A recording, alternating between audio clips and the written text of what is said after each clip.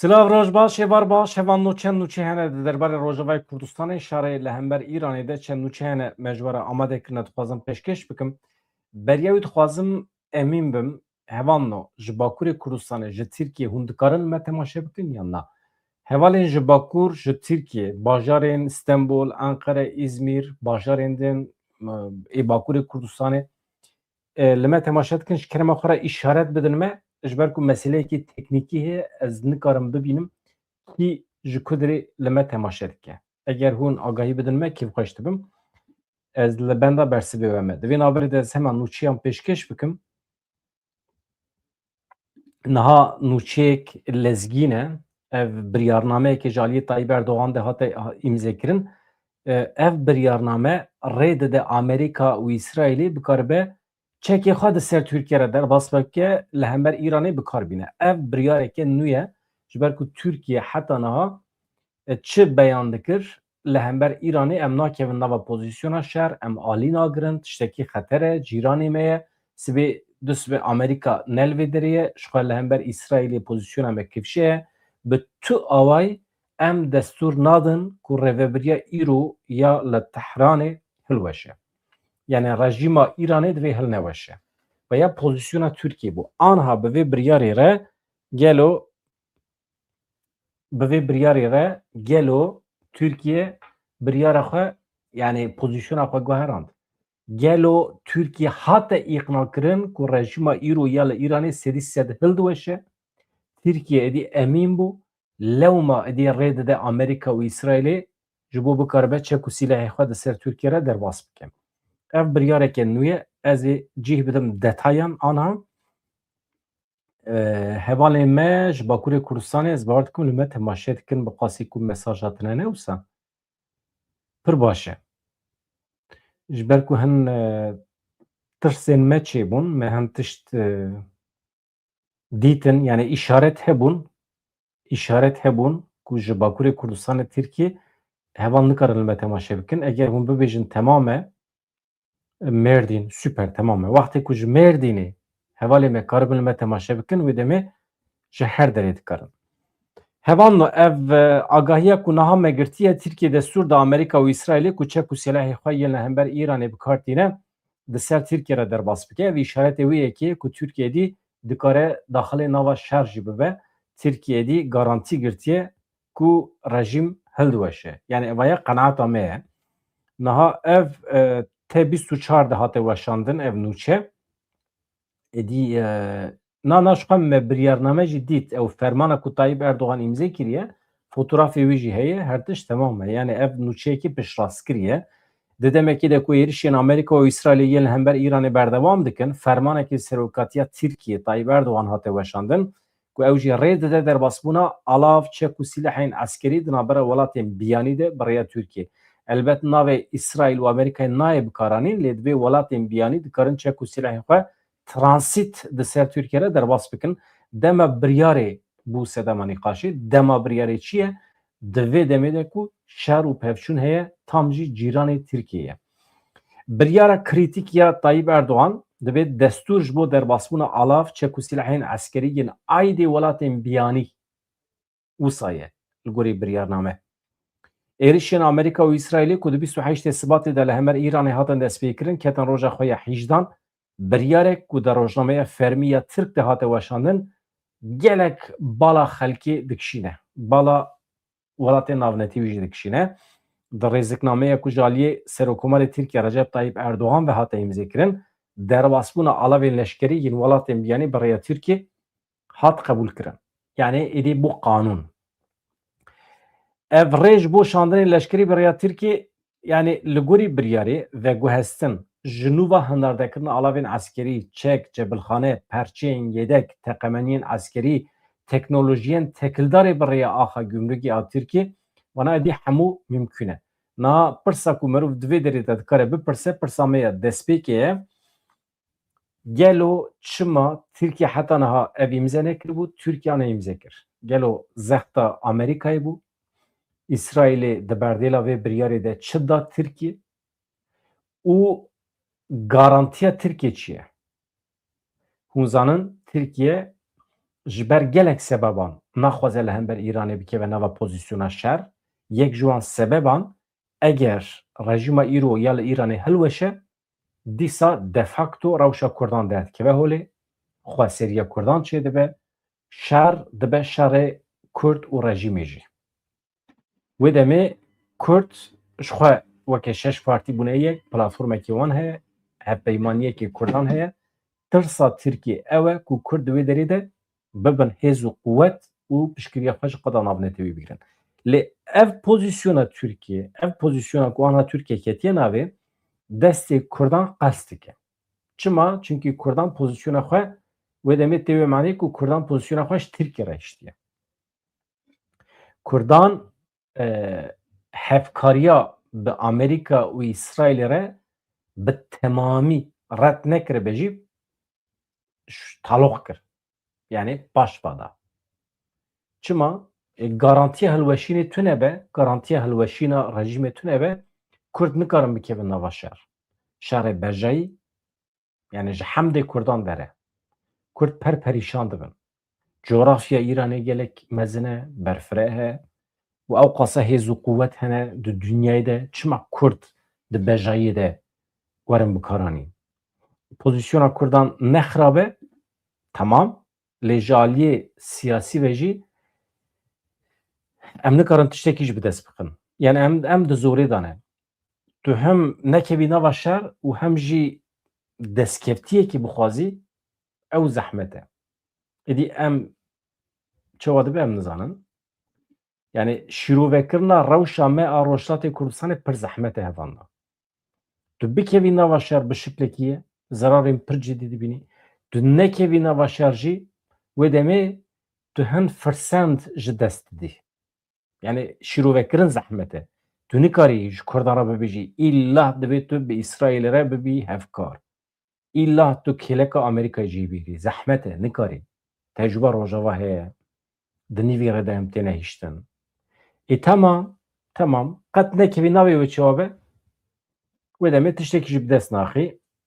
Şûna xwe de dimînî. Ancak dikarî bi xwe biparêzî. Xeta sêyemîn. Yani ew jî heye. Wê demê divê tu bi tiştên piçûk qayîl bî. Eger Türkiye tevlî şer bibe, eger İran bersiv bide Türkiye helbesta NATO wê çawa bibe. NATOyê duh eşkere kir ku ev şer ne şerê NATOyê ye. Hem Almanya hem Fransa. Ev şer ne şerê NATOyê ye.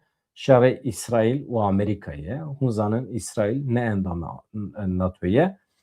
Lê weke endamek çawa? Endamekî fexrî yê NATOyê ye. İsrail. Yani endamekî fermî ê NATOyê ne? NATOyê beriya niha eşkereyê kiriye ku ev şer ne şerê wan e, ez bawer nakim bikevin navê ji ber ku encameyî wê pir giran be. Eger dewletên Ewropa, endamên NATOyê ew jî bigihîjin wê qenaetê ku rejîm bi temamî hildiweşe, yani lêkolîn bikin, encam ber bi wê derê ve biçe, dibe ku destek alîkarî bidin Amerîka û İsraîlê. Yani ez bawer nakim NATO bikeve nava şer di vê pozisyonê de.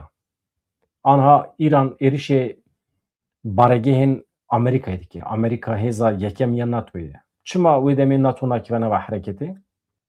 Yani Türkiye bi vî şiklî ez dibêjim ew ê bala İranê jî bikişîne ser xwe.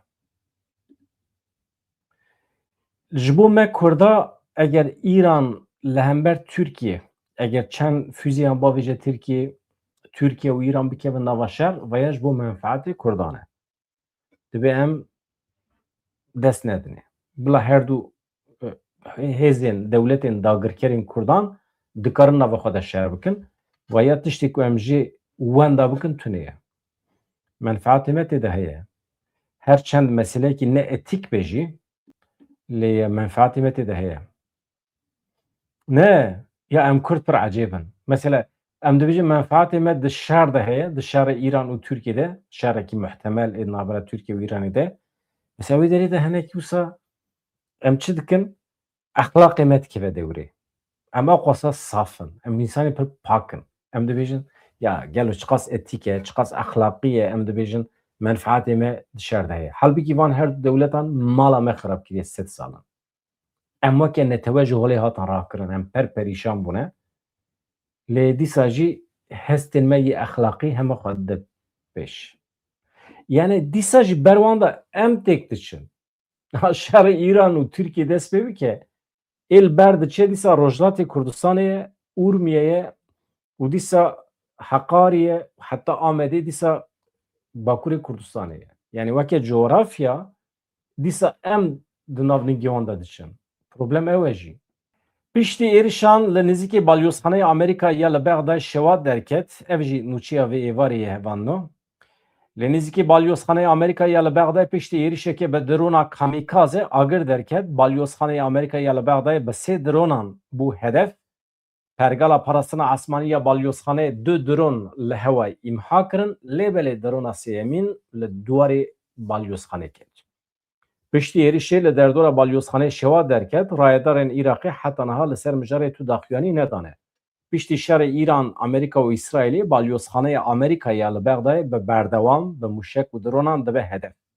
Serokwezîrê Iraqê Mihemed Şiya Sudanî doh ji hêzên ewlehiyê yên welatê xwe xwest ku bi lez û bez wan kesên ku êrişê otela Reşîd kirine, êrişê qada petrolê ya Mecnûn kirine, êrişê balyozxaneyê Amerîkayê ya li Bexdayê kirine, wana bibînin derbixin pêşberî mehkemê. Tabii hikûmeta Iraqê di zorê de ye. Niha ev nûçe jî nûçeyekî lezgîn e, berpirsekî payebilind yê îstixbarata Amerîkayê îstîfa kir. Çima? Ji ber şer. Dibe şer ne şerê Amerîkayê ye. Joe Kent. Ew camerî ku hûn fotoğrafî dibînin ser ekranê rêveberê navenda netewî ya diş terorê ye. Hevkarê nêzîkî rêveberiya îstixbarata netewî ye. Navê wî Joe Kent e, bawekî fermî îstîfaya xwe pêşkeş kir û berdewama piştevaniya şerê li dijî Îranê jî red kir. Yani ez piştgirî nadim şerê li hember Îranê. Çima? Kent di posteke li ser platforma X'ê de got ew nikare bi wîjdanekî baş destek û piştgirî bide vî şerê. Ji ber ku Îran tehdît gefeke nêzik li ser dewletên yên Amerîkayê çê nekiriye. Derketina vî şerî ji ber zexta İsraîlê ye, ji ber lobiyên wê yên li nava Amerîkayê çêbûye. Ev îddiayekî pir ciddî ye. Yani Donald Trump pir bawekî vekîlî tê sûcbar kirin ku di xizmeta İsraîlê, di xizmeta lobiyên cihû yên li Amerîkayê de ye. Ev sûcbariyekê ciddî ye, çima Donald Trump perê Amerîkayê, dewleta Amerîkayê xistiye xizmeta İsraîlê di şerê li hember Îranê de. û ji ber vê yekê jî îstîfa dike. Ev sûcbariyekê ciddî ye. Eger dengê bi vî şeklî zêde bibin, Donald Trump dikare bikeve zorê. Vî camerî Kent di peyama xwe de ji bo Serokê Amerîkayê Donald Trump nerazîbûna xwe ya li hember biryara destpêkirina operasyonekî eskerî li dijî Îranê anî ziman, Joe Kent anî ziman, ew hêvî dike ku ji nû ve vî şerê li dijî Îranê binirxînin, ji nû ve dayne ser masê, ev şer ne şerê me ye, em li Îranê çi dikin, em di xizmeta berjewendiyên kê de ne. Ji ber vî şerê heyî îro ev yekem îstîfakirina berpirsiyarekî payebilind di rêveberî Amerîkayê de ye. Joe Kent kî ye? Hevano binêrin eskerekî berê hêzên taybet yên dewletên Yekbûyî yên Amerîkayê ye. 12 salan da artêşê de xizmetê kiriye. Tevlî nêzîkî 12 misyonên şer bûye. 6 madalyên stêrka bronz wergirtiye, wekî eskerê paramîlîter ji bo Ajansa İstixbarata Navendî CIA xebitiye. Destpêkirina wî wekî rêveberê navenda netewî ya diş terorê piştî qebûlkirina wî ji aliyê Senatoyê ve di sala par de pêk hat, berê jî wekî serokê karmendên rêveberiyê istixbarata netewî kar kiriye. Yani di tûrê wî de pir agahî hene, xizmetên giranbiha kiriye ji bo Amerîkayê, istixbaratê de, eskerî de, yani zanîna wî heye. Normal însanê bi vî şeklî wextê ku îstîfa dikin, berê ku îstîfa bikin, agahî tê wergirtin, normal têne kuştin. ji welê têne rakirin. Ez bar dikim wî îstîfaya xwe pêşta ji kesekî re negotiye, ji nişka ve li ser X'ê parve kiriye, bi vîya we jiyana xwe jî xistiye garantiyê. Piştî vê saetê eger rabin bikujin, wê demê skandal çêdibe li Amerîkayê. Niha ev kurê Elî Xamaneyî hevano Müşteba Xamaneyî behsa şer dike, li ber xwe dide. Yani dibêje em ê hêviyên İsraîl û Amerîkayê divê em ê mezin nekin. Ew ê dibe çok din li pêşberî me, ew ê lêborîn bixwazin, ew ê hemî zirarên me weke tazmînat li me vegerîne. Bavî wî kuştin, bi xwe jî birîndar bû, ya niha tiştekî balkêş heye. Kî saxe, kî miriye nediyare. Mesela ev Camêr Müşteba Xamaney normal pir cara İsraîlê beyan kir ku ew hatiye kuştin. Lê ana henkes dibêjin giran nexweş e, nikare biaxife, li ser navî derdorên cuda diaxifin. Henkes dibêjin xwe veşartiye, ne birîndar e. Henkes dibêjin Netanyahu ne saxe. Ji aniha beyanata Netanyahu bi xwe heye, daxuyaniya Netanyahu heye. Li ku derê axifiye, çawa şikîr axifiye, nekifşe. Ev Müşteba Xamaney tu carî fîzîka xwe nîşane daye. Di binê erdê de ye, li ser erdê ye, di şeklê kesekî din de ye, li dervayê Îranê ye, kifşin ne. Belkî jî giran nexweş e, di binê erdê de xestexanekî de ye. Ajansa nûçeyan ya Reutersê li ser zimanê berpirsiyarekî payebilindiyê Îranê ragihand ku rêberê bilind ê Komara Îslamî ya Îranê Müşteba Xamaney pêşniyaza du welatên navbengkar ya ji bo aştiya red kiriye. Li gorî vî berpirsyarê payebilind di civîna ewil ya taybet ya li ser siyaseta derve ya di ser şer de helwesta Müşteba Xamenei ya di derbarê torhildana ji Amerîka û İsraîlê gelekî tund û ciddî bûye. Di vê derê de derdikeve holê ku hevano du welatan wezîfeya berpirsyariya ew ê daye ser xwe navbengkar çûne ji Îranê re gotine ya Amerîka İsraîlê dixwaze ev şer bisekine. Kawerin em li hev bikin li ser hin xalan. Ev pêşniyaz hat redkirin. Navê vî berpirsyariyê ku van tişta eşkere dike rê rast e derewe êdî aydê wî navê xwe eşkere nekiriye. Balê dikişine ser wê yekê ku du welatên navbengkar navê wan welata jî navêje. Pêşniyazekî gihandine Wezareta Karê Derve ya Îranê. Dibêjin çi? Pêşniyaz ev e. Alozî kêm bikin. Tamam. Asteya şer kêm bikin. Bi Amerîkayê re agirbestekî ragihînin. Di derbarê detayên pêşniyazan de di derbarê navê van dewletan de agahî nade. Tenê dibêje bi Amerîkayê re agirbestekî îlan bikin. Xuya ye Amerîka ketiye zorê. Dixwaze agirbestekî çê bibe. Ji gurûra xwe jî tavîza nade. Amerîka İsraîl ne li bendê bûn ku Îran ew qas li ber xwe bide. Ew li bendê bûn, li hêviyê bûn ku milletê Îranê rabe serpiyan, serhildanekî çê bibe û rejîm hilweşe. Jaliyê gel ve. Lê daxwaza wan çê nebû. Milletê Îranê xwedî li dewleta xwe û xwedî li rêveberiya xwe derket. Rêveberî rabe jî milletê Îranê pêncî sale bi perwerdeya vê rejîmê mezin biye. Li Tirkiye jî wisa ye. Ji derve ve wextê tehdît dibînin nava xwe de dibîn yek. Yani kûçikê gundekî bifikirin, kûçikên gund hemî bi hev dikevin normal deman de. Dewtên hev bi hev digirin, şer dikin kûçikê gund. Wextê ku ji derve ve gurd tê ew kûçikê gund hemî dibin yek êrişê gurd dikin. Ev karakterê însana jî bi vî şeklî ye. Mirov wisa dikare terif bike. me got vî kesî hem ne navê xwe eşkere kiriye, ne navê wan du welatan eşkere kiriye, ne jî behsa detayên Agiribesê dike. Li gorî vî kesî rêberê bilind yê Îranê ev camerê ku qaşo birîndar bûye Mujteba Xameneî di bersiva xwe de gotiye, yani bersiva ji bo Agiribesê de çi gotiye, heta ku em Amerîka û İsraîlê bi çokan de neynin, yani nexin çoka, heta ku ew li ser têkçûna xwe îtiraf nekin, li xwe mikur neyên, heta ku tazmînata zirarê me li me venegerînin, dem nêde me aştiye ye. Em li hev nayên.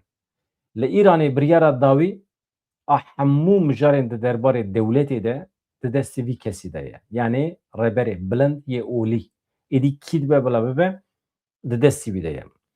Ev zêdetirê hefteyekê ku ew ji alî encûmena pisporan ve wekî cîgirê bavê xwe Elî Xameneî hatiye hilbijartin, lê heta niha tu fotoğrafekî wî, wêneyekî wî ê Mujteba Xameneî nehatiye belavkirin. Hinek berpirsên Îranî dibêjin di van êrişan de bavê wî hatibû kuştin, di dema wan êrişan de ew jî li wê derê bûye, ew jî birîndar bûye. Lê berpirsên Amerîkayê di wê baweriyê de ne ku birîna wî pir giran e. Hevan ev şerê Amerîka û Îsraîlê yê li dijî Îranê ketiye hefteya xwe ya sêyem yani 18 rojan didome, piştî ku hevalbendên Amerîkayê daxwaza Serokê Amerîkayê Donald Trump ji bo alîkariya vekirina wê rêya avê a girîng red kirin, Têngava Hormuzê bi giranî girtî maye. Ev biryara Îranê jî Têngava Hormuzê dibe girtî bimîne, bi taybetî ji bo dewletên ku kêfa wan ji Îranê re naye. Ev yek bûye sedema bilindbûna buhayê enerjî û tirsa enflasyonê jî. Fiyata petrol di cîhanê de wê pir bilind bibe. Rêberê nû yê Komara İslamî ya Îranê hefteya borî çi gotibû, divê Têngava Hormuzê wekî amûrekî zextê yê li ser dijminê Îranê girtî bimîne. Ya weke hêzekê tehdîtê divê li ser cîhanê bimîne. Amerîka nelbendê bû ku tiştekî wisa çê bibe. Aniha aboriya cîhanê ber bi xerabûnê ve diçe. Mehekî, du mehê din, sê mehê din hûn ê bibînin êdî petrol biha dibe. Wextê ku biha bû êdî di marketan de her tişt biha dibe. Çûnke her tişt girêdayî petrolê ye. Benzîn, mazot, çûyîn, hatin, transport. Êdî hûn biçin marketa tiştê ku aniha hûn bi 2-3 euro dibînin ew bibe 5-6 euro. Yani du qatî wî. Wekê dema Covidê. Beriya Covidê her tişt pir erzan bû li Ewropayê aniha her tişt bîye du qat. Bi vî şerê re wê pir zêdetir bibe.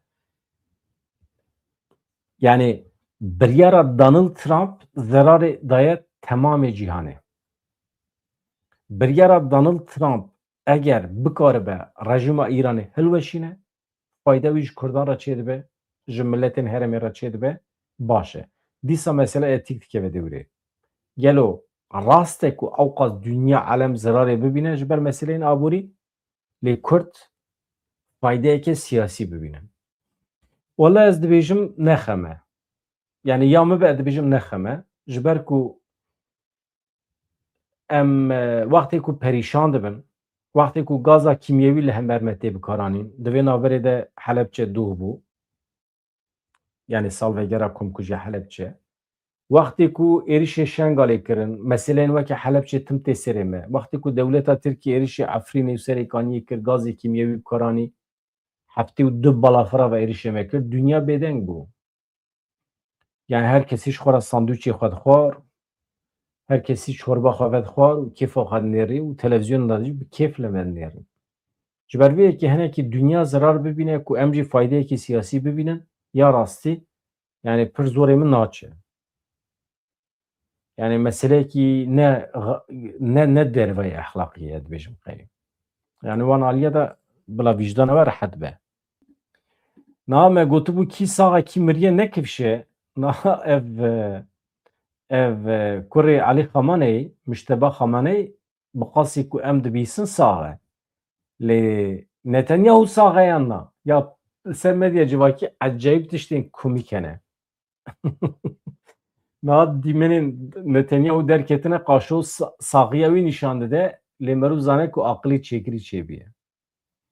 Serokvezîrê İsraîlê Benyamin Netanyahu iddia kir ku wan sekreterê Encûmena Bilind ya Asayîşa Netewî ya Îranê Alî Larijanî kuştiye. Temamê artêşa Îranê di kontrola wî de bû. Serokvezîrê İsraîlê Benyamin Netanyahu iddia kir ku wan sekreterê Encûmena Bilind ya Asayîşa Netewî ya Îranê Alî Larijanî kuştiye. Netanyahu dibêje me îro serê sibê Larijanî ji holê rakir. Larijanî kî ye? Berpirsyarê temamî yê supayê pastaran bû. Yani serfermandarê giştî yê artêşa Îranê bû, bawekî fiîlî İran birêve dibir. Netanyahu destnîşan kir ku wan fermandarê Besîcê Xulam Reza Silêmanî jî kuştiye. Netanyahu li ser wî jî dibêje ew alîkarê wan kesan bû ku li kolanên Tehranê, li bajarên din yên Îranê tirs û xof di nava xelkê de belav dikir. Me ew jî bi Larijanî re ji holê rakir. Netanyahu da xuya kirin ku ew hewl didin rejîma Îranê qels bikin, lawaz bikin. Balkişan ser wê yekê ku ew dixwazin derfet îmkanekî bidin xelkê Îranê da ku qedera xwe bi xwe diyar bikin. Serokvezîrê İsraîlê destnîşan kir ku ev pêvajo wê ji nişkeve û hêsan bibe. Yani erê. Netanyahu li ser plansaziyên siberojê jî got gelek sürprizên din hene li pêşiya me di şerê li hember Îranê de em ê tiştên ku millet nelbendiye em ê bikin. Em ê hemû stratejiyan li vê derê eşkere nekin. Wekî din hevano bila ji bîra we neçe ev mesela petrola di navbera Baxda û Hewlêrê de yani Îrak û Başûrê Kurdistanê li hev kirine ev nûçeyekê giring e. Ez dibêjim faydeya her duê jî tê de heye. Faydeya Kurdistanê jî tê de heye. Niha Netewî yekbûyî di derbarê şerê Îranê de dem bi dem beyanatan dide. Dijberiya xwe nîşan dide. Behsa aştiyê dike. Lê bi giranî behsa mağduriyeta milletan dike yê ku ji ber şer dikarin zirar bibînin. Netewî yekbûyî hişyarî dide ku eger şerê Îranê heta meha hezîranê bidome wê bi qasî 45 milyon kes li seranserê dunyayê bi birçîbûnekê pir mezin re rûbirû bimînin. Ava ya rastiyekî ye. Yani mağduriyeta şer ne tenê fîzîkî ye lê birçîbûn jî çê dibe, feqîr jî çê dibe. Hevan no berê ku ez behsa Bexda Hewlêrê bikim dixwazim em derbasî Sûriyê bibin. Netewî yekbûyî tiştan dibêje lê qedera şer naguherîne. Nûçeyanek bi min balkê şat yani ew sîstema çete ew çetên ku bi dewleta Tirkiye re di nava hevkariyê dane avê weke tehdît li ser Rojavayê Kurdistanê bikartînin dewleta Tirkiye ev yek pir kir. Li serê kaniyê ew cî merkeza avê heye. Tim weke tehdît bikaranî. Anha jî bi rêya çeteyan dixwaze wê tehdîtê bidomîne ve ya bêexlaqiyekî pir mezin e. Gava din me behsa etîk kir, behsa exlaq kir. Dewletekî weke dewleta Tirkiye ku 20 milyon 30 milyon Kurdê me hemalatiyê wê ne Kurdan bi avê terbiye dike. Tî dihêle, birçî dihêle li Rojavayê Kurdistanê û vê yekê bi dizî dike ji ber ku ew jî zane bêexlaqî ye, ew jî zane ku suç e. Normal suçê şer e. Tu li ser însana nikarî avê bibirî. Ava însana nikarî şêlo bikî. Niha çeteyên li Sûriyê jî bi şiklekî vê yekî weke tehdît bikartîne. Yani destkeftiyên me yên siyasî ji me digirin, di berdêla wê de avê didin me.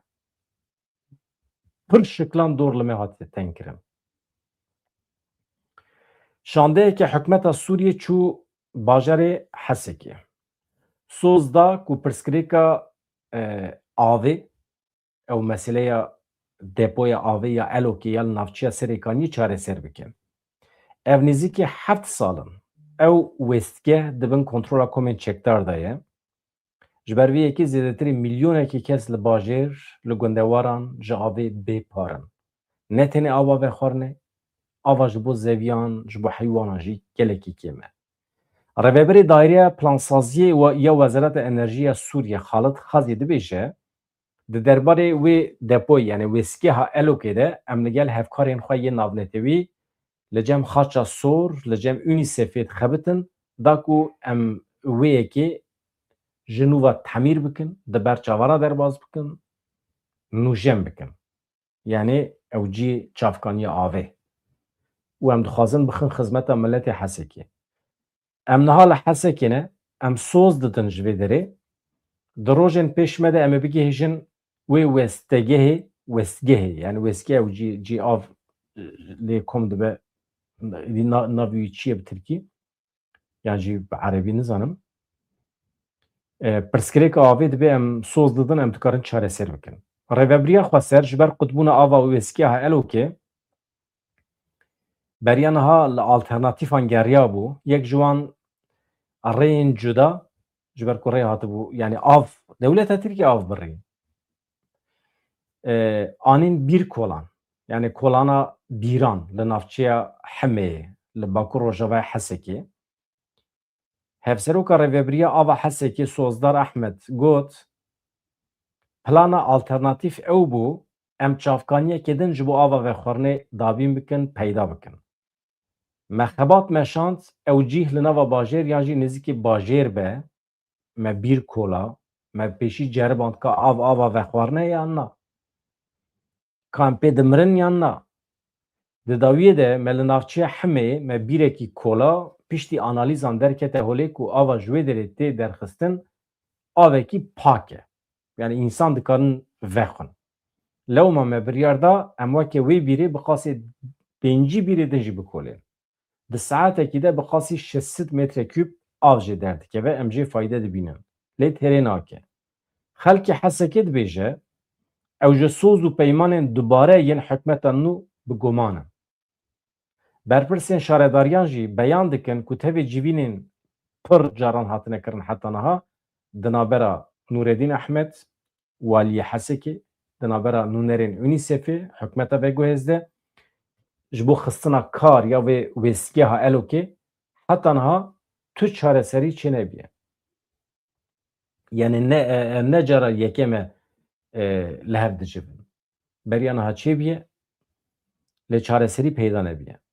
Xistina kar ya vê depoya avê yek ji xalên peymana 29 çileya îsal bû di navbera Qesedê û hikûmeta veguhêz de lê heta niha gavekî berbiçav jî nehatiye avêtin. Hevanno vegera koçberên Efrînê taloqê piştî Newrozê hate kirin. Çûyîna koma duyemîn ya koçberên Efrînê ku wê 12 Adarê pêk bihata taloq bû ji ber sedemên nediyar taloq bû. Sebebî wî em nizanin tenê texmîn hene. Di derbarê mijarê de hevserokê kombenda Efrînê a civakî İbrahîm Heftaro daxife. Dibe ji bo çûyîna du sud malbatan dibe me amedêkarî kiribû. Lê komîteya ku li ser vê berpirsyar e yani komîteyekî taybet heye di navbera Rêveberiya Xweser, Koçber û Rêveberiya Şamê de navbenkarî dike dibe di deqata wî de beyan kirin ku vegerê rawestînin. Ser peymana gotî çêkirin û bi haziretiyekî birêkevin ew komîteyê navberê Rêveberiya Rojava û Şamê da direk mara got aniha ecilî yani tecîl bûye emnê çend roja ne lehûbî tecîl bûye. Tecîl esbabê wê ez dibêjim belkî ji me re newtî gotin jî lano hin pir xal bi hev re girêdeyên vê emelî di Demeç bi pir xalên Demeç em jî ji wê demcê gor wê demcê ve digerin.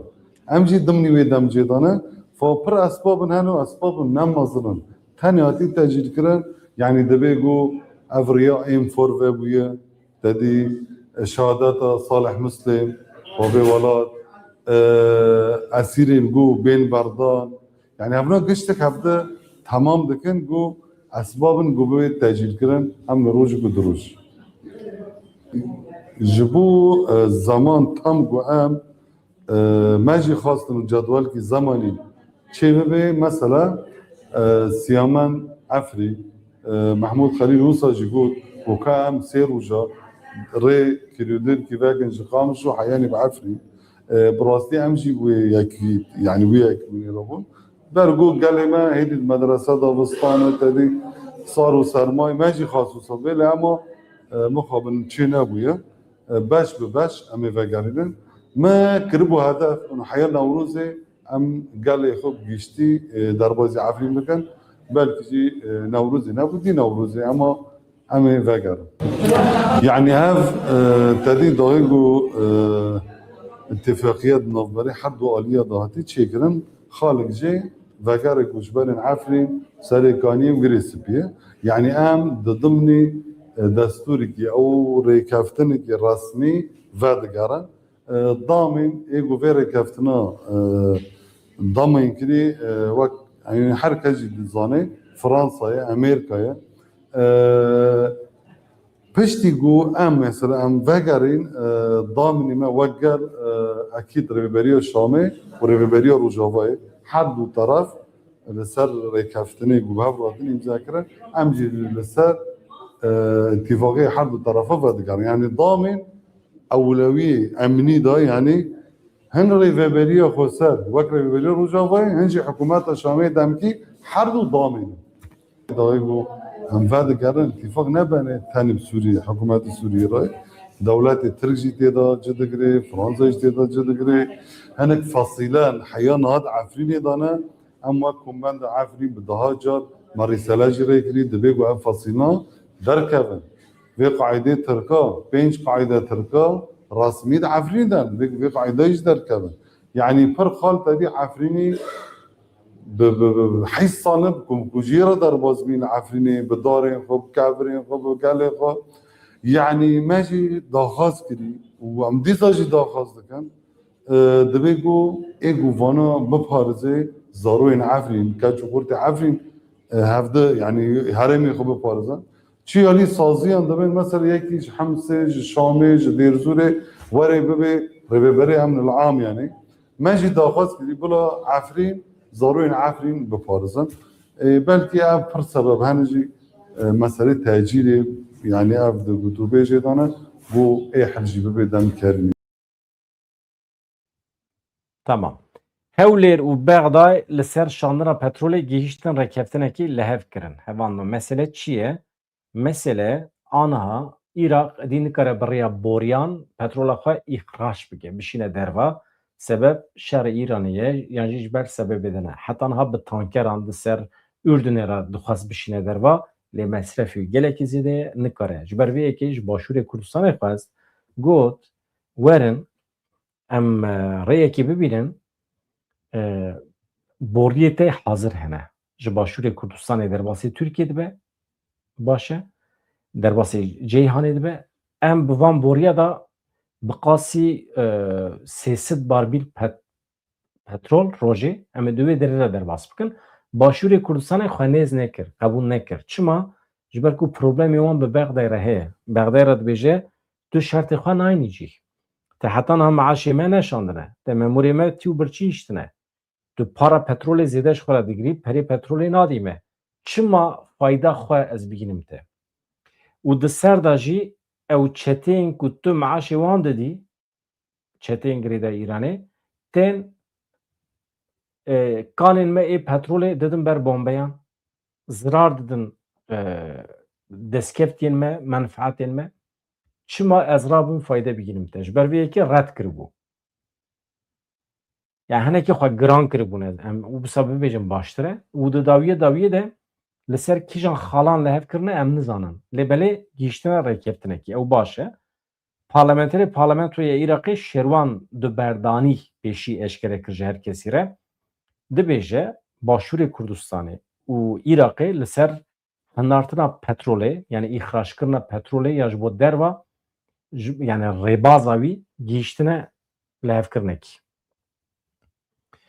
Ev parlamenterê PDK ye li Iraqê dibêje ji sibî û pêve ew ê îxraç ew ê hinartina petrolê dest pê bike. Hewlêr û Bexda li ser hinartina petrolê gihîştin rêkeftinekî erê bi vî şeklî ye. Serokwezîrê Herêma Kurdistanê Mesrûr Barzanî jî li ser aynî meselê axivî beyan kir ku wan biryar daye di demekê nêz de ew nabêje sibê di demekê nêz de petrol bi rêya boriya Herêma Kurdistanê were şandin. Yani çi li ber çavgirtine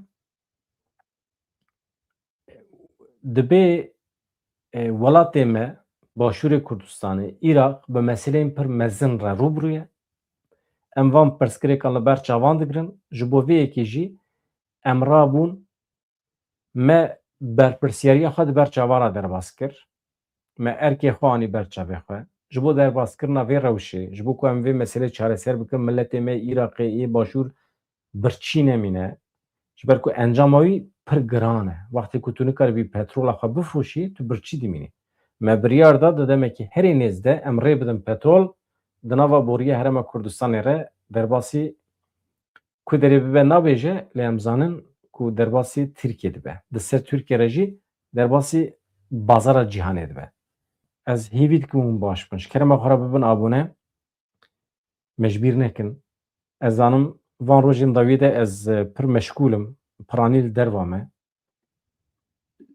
Eger gotinekî we ji min re tune be hevandin, ez spasdarim, minnetdarim. Daha de xatirê we silav rêz heta sibê.